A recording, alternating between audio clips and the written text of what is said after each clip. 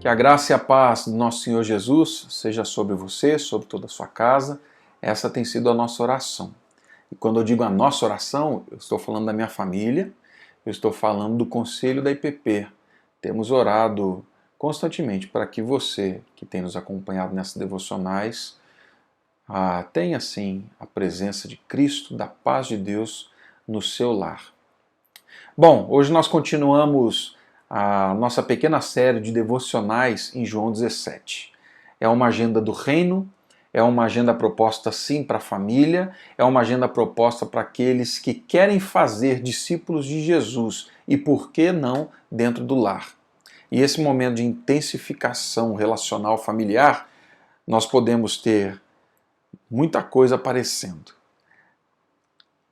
Nós podemos olhar para a Bíblia e perceber nela um caminho de salvação, de ajuste, de santificação da casa.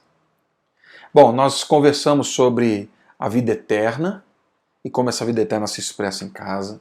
Nós falamos sobre a palavra e como a palavra que recebemos de Deus ao longo da nossa vida, da nossa história, ela se expressa nos nossos relacionamentos, fazendo com que eles sejam santificados, para que eles sejam abençoados.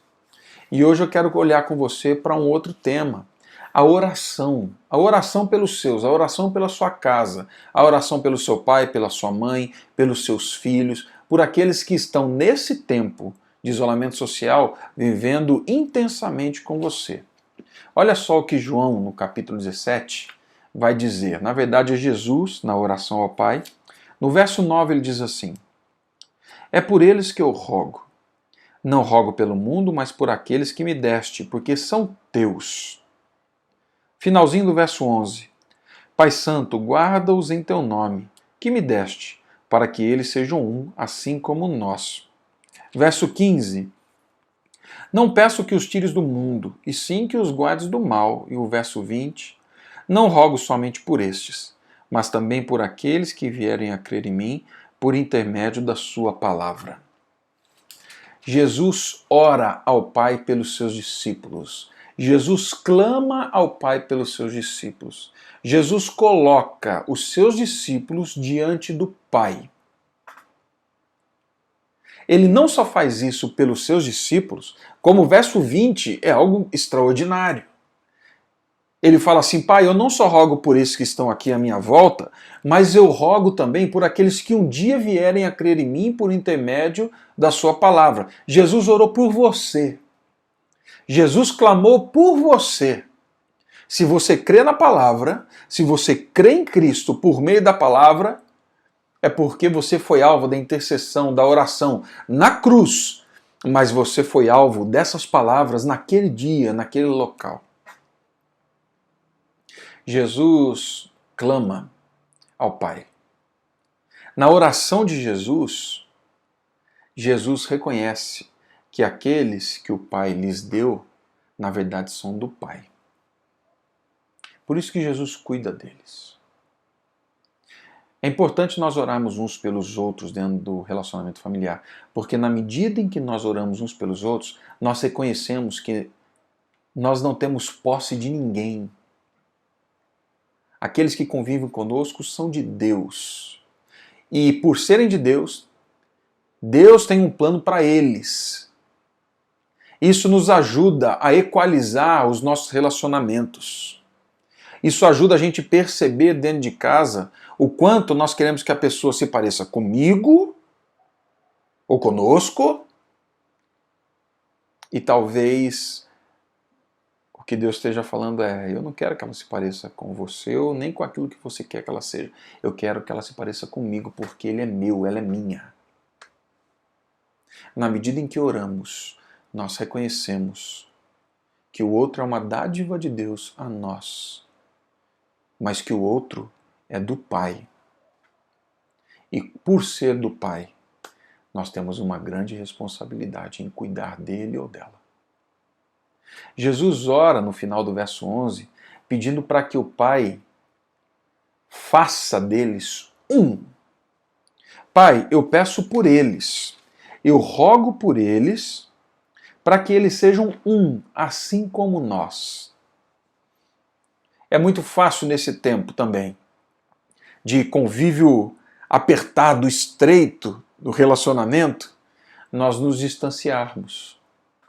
Isso é um fato.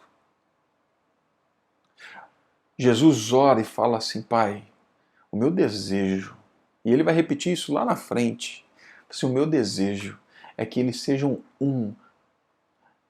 Meu irmão e minha irmã, ore a Deus, clame a Deus para que Ele faça do seu lar um lar unido, um lar que caminhe em unidade, em comunhão. Clame a Deus todo dia para que o medo, a ansiedade, o tédio, a frustração, as dificuldades não tragam rompimento. Clame a Deus para que o Espírito Santo torne vocês nesse tempo cada vez mais um, que vocês sejam mais família hoje do que quando entraram nessa situação. Ore a Deus para que as diferenças de vocês não sejam motivo de briga, mas sejam motivo de complementariedade. Que vocês se admirem, que vocês vejam na diferença do outro a beleza da graça de Deus. Ore para que o Pai faça de vocês um. Jesus ora também no verso 15, como nós vimos, falando assim: Pai, livra-os do mal. Clame a Deus para que Ele livre o seu lar, as pessoas a quem você ama, do mal. E quando eu digo mal, eu não digo só da Covid, não. Eu digo do mal da apatia, do mal da tristeza, do mal da depressão. Todo esse confinamento tem trazido um mal para muita gente. Clame a Deus para que a presença dEle seja tão abundante, tão rica, tão plena na vida daqueles que estão na sua casa, de forma que o mal não tenha espaço, não tenha vez. O Ângelo costuma cantar a música do toque, toque, toque, alguém me bate a porta aqui em casa, né? A gente canta na hora da refeição. Esses dias ele inverteu a ordem da música, ele falou assim: toque, toque, toque, alguém me bate a porta, toque, toque, toque, alguém deseja entrar. É um mal querendo a casa toda. Aí a Laura falou assim: não, Ângelo, não. A gente corrigiu a música. Mas o fato é, o mal não quer só um pedacinho. O mal quer a casa toda. O mal quer o desfalecimento dos relacionamentos familiares. Nós precisamos interceder pela nossa família, pelo nosso lar, clamando para que Jesus bata a porta, para que Jesus tenha espaço na casa toda, para que Jesus venha em nós morar, como diz a música.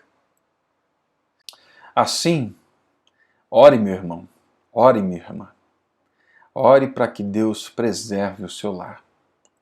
Ore pelos seus. Ore constantemente. Que Deus abençoe seu lar e a sua casa.